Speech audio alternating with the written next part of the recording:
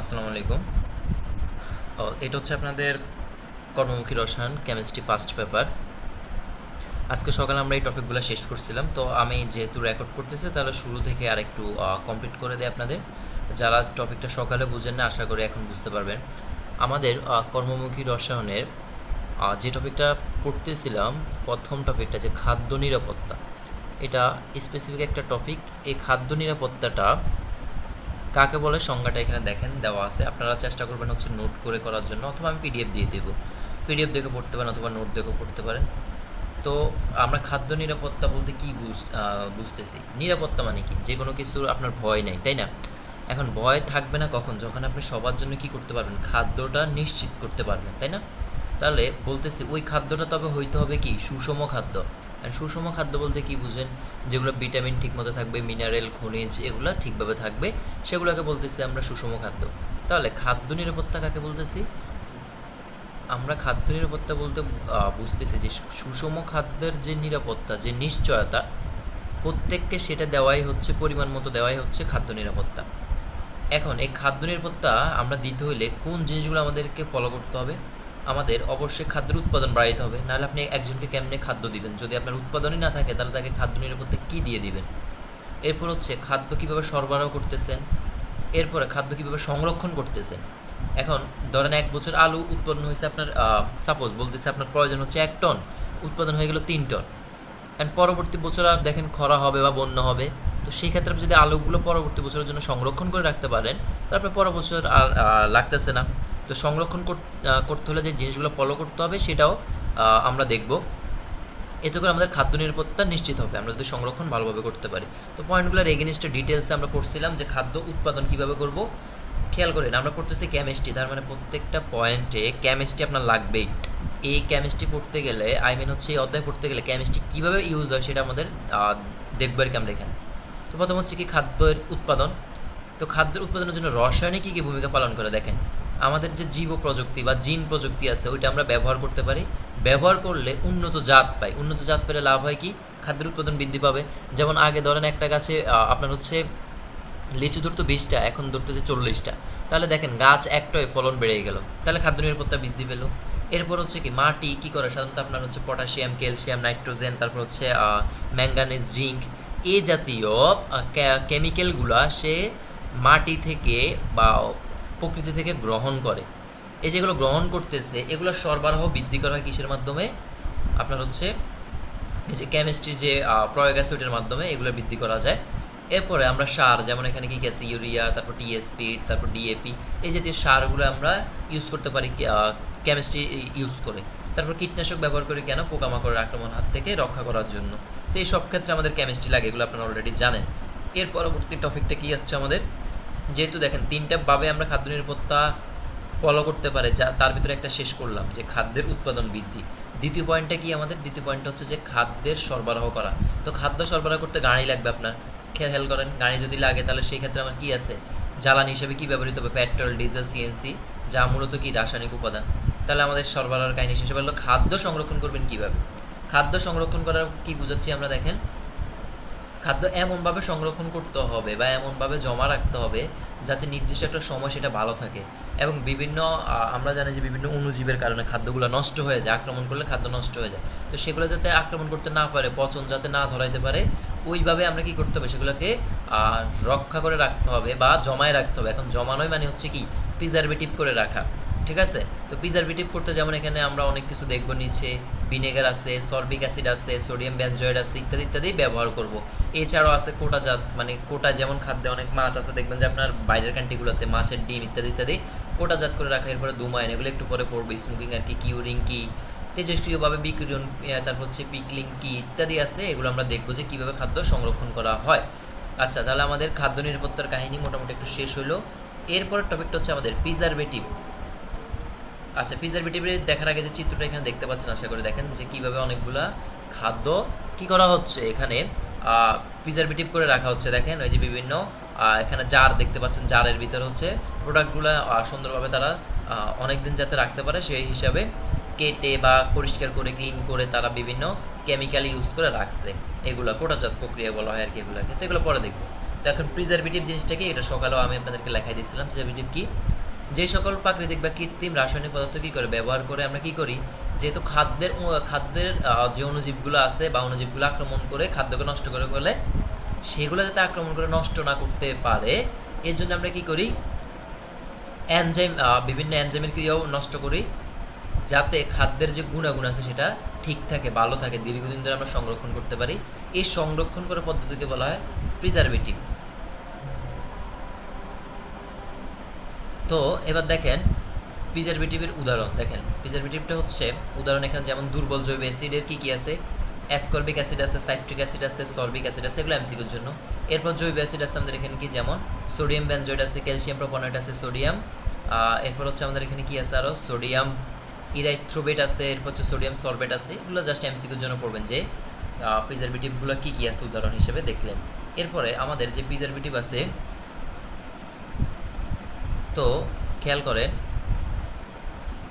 Preservative আমাদের দুই ধরনের, একটা হচ্ছে কৃত্রিম আর একটা প্রাকৃতিক। তো কৃত্রিম কোনটা, যেটা সরাসরি আমরা কি করি, এই যে দেখেন সরাসরি আমরা প্রাকৃতিক উৎস থেকে পাই এবং সকল পদার্থ কি করে, খাদ্যের অণুজীবের আক্রমণ থেকে রক্ষা করে, তাহলে এটাকে আমরা বলতেছি প্রাকৃতিক। আর কৃত্রিম কোনটা হবে, যেটা রাসায়নিক প্রক্রিয়া ব্যবহার করব, রাসায়নিক প্রক্রিয়া ব্যবহার করে খাদ্যকে আমরা কি করব, প্রিজারভেটিভ করে রাখা বা অণুজীবের হাত থেকে রক্ষা করি, সেটা হচ্ছে আমাদের কৃত্রিমটা।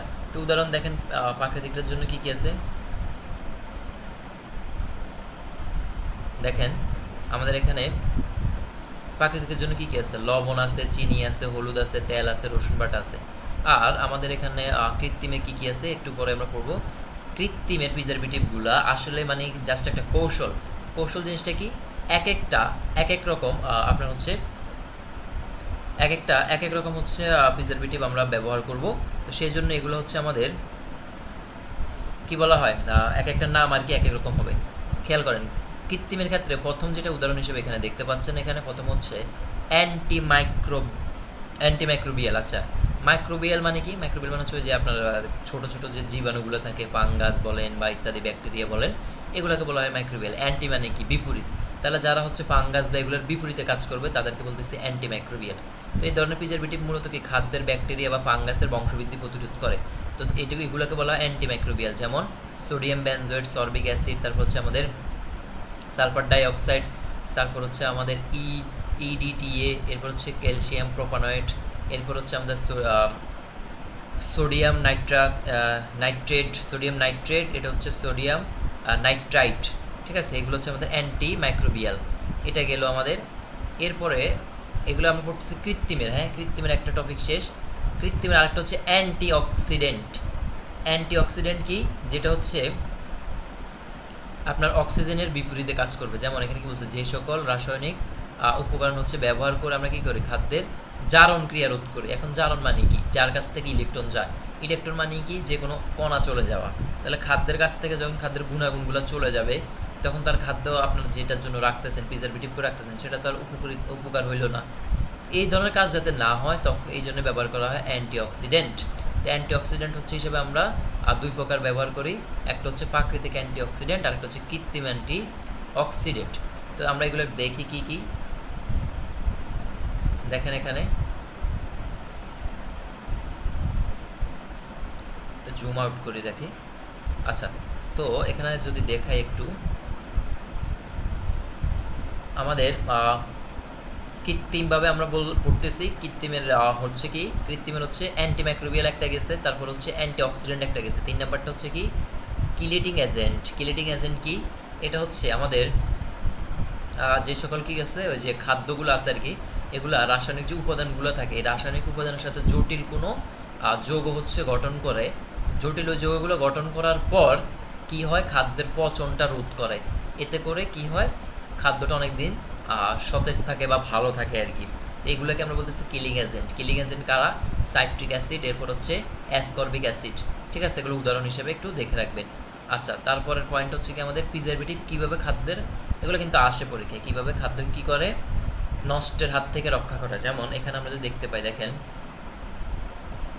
যে এটি কি করে, অম্লীয় পরিবেশ সৃষ্টি করে। এখন অম্লীয় পরিবেশ কি মানে অ্যাসিড কি করে, আপনার হচ্ছে ওই যে জীবাণুগুলোকে ধ্বংস করে দেয়। তো সে যখন অম্লীয় পরিবেশ সৃষ্টি করবে, তখন কি হবে, তখন ওই জায়গায় আর আপনার হচ্ছে জীবাণুগুলা বংশবিস্তার করতে পারবে না।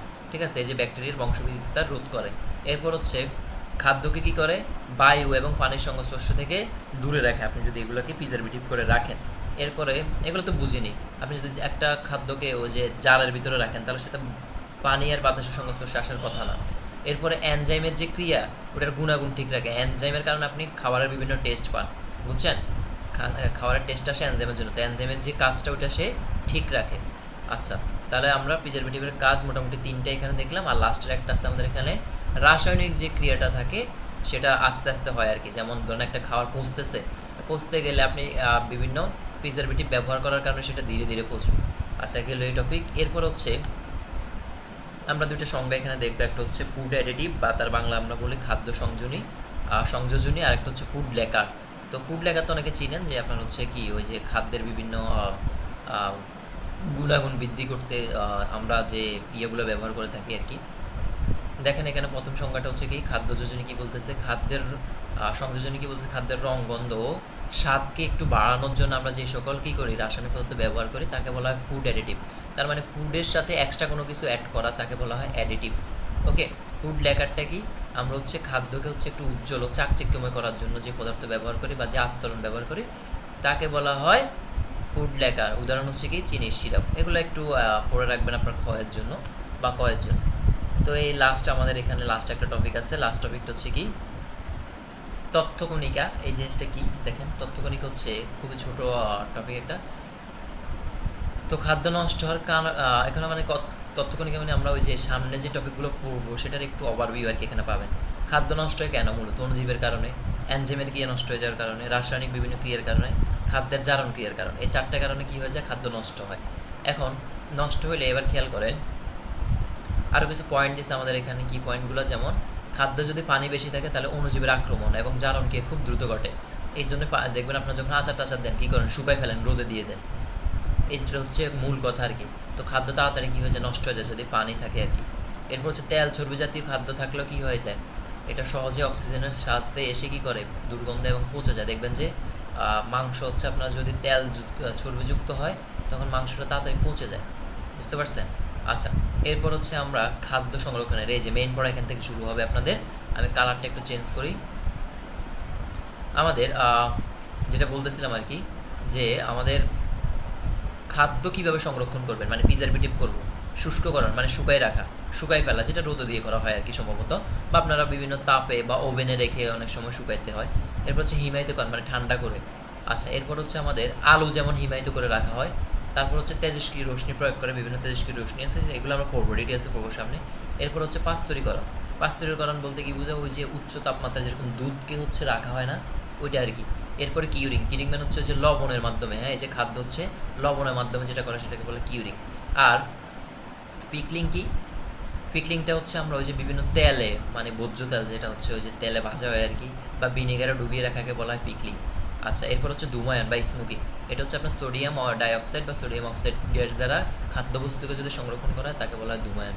জেলিকরণ, তারপর হচ্ছে রেফ্রিজারেশন, এগুলো একটু কম ইম্পর্টেন্ট।